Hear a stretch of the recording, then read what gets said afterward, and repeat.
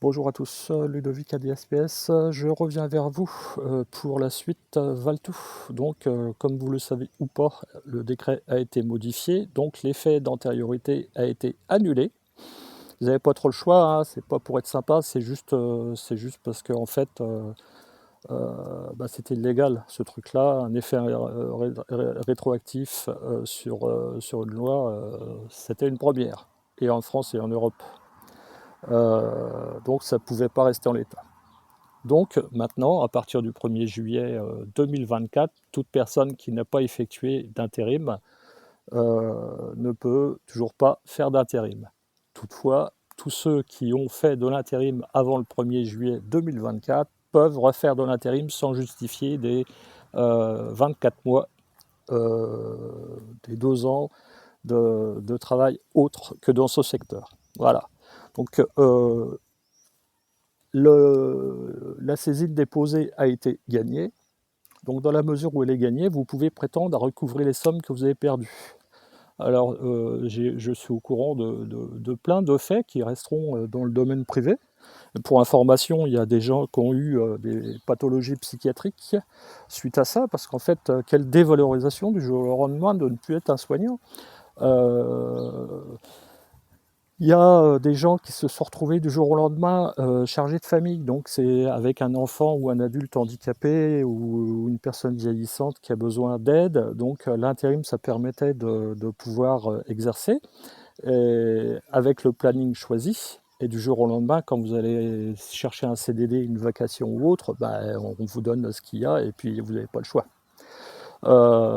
Etc., etc. Il y en a qui ont pris des petits boulots, il y en a qui ont changé de cadre professionnel, et il y en a qui ont pris des CDD, bon gré mal gré, plus ou moins payés correctement.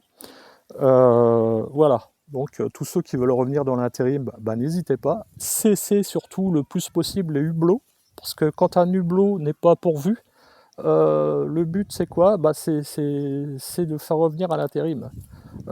Hublot non pourvu égale intérim. Voilà. Il vaut mieux être payé 2,50 €, 3 € de plus de l'heure que de travailler à bas coût. Vous valez mieux que ça. Donc c'est un choix. Après, je sais qu'il faut remplir le frigo, mais plus il y aura de gens qui feront ça, mieux ça sera.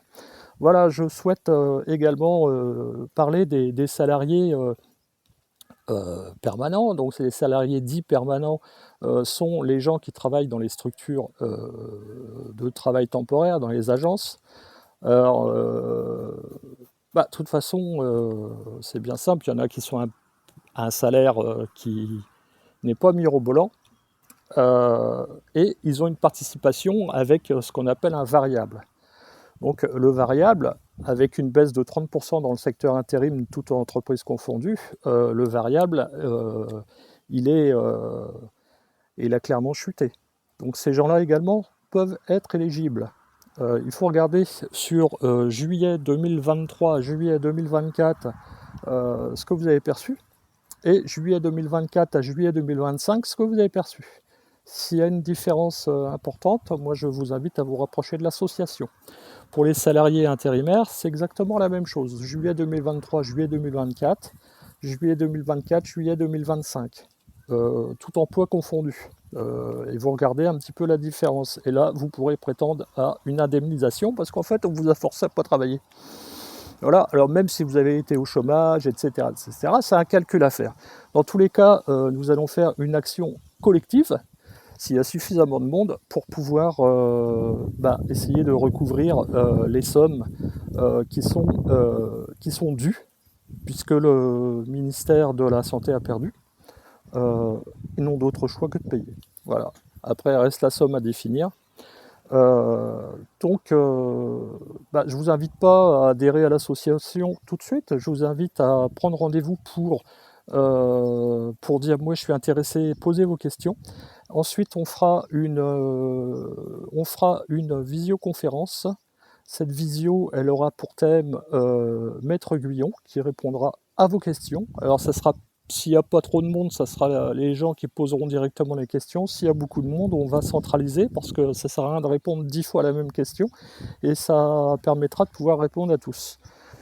Et ensuite, vous prendrez votre décision. Donc, à vous de voir. ADSPS, Association nationale d'intérêt général, et loi 1901, sans but lucratif. Notre seul intérêt, c'est l'intérêt commun. Merci à tous, à bientôt.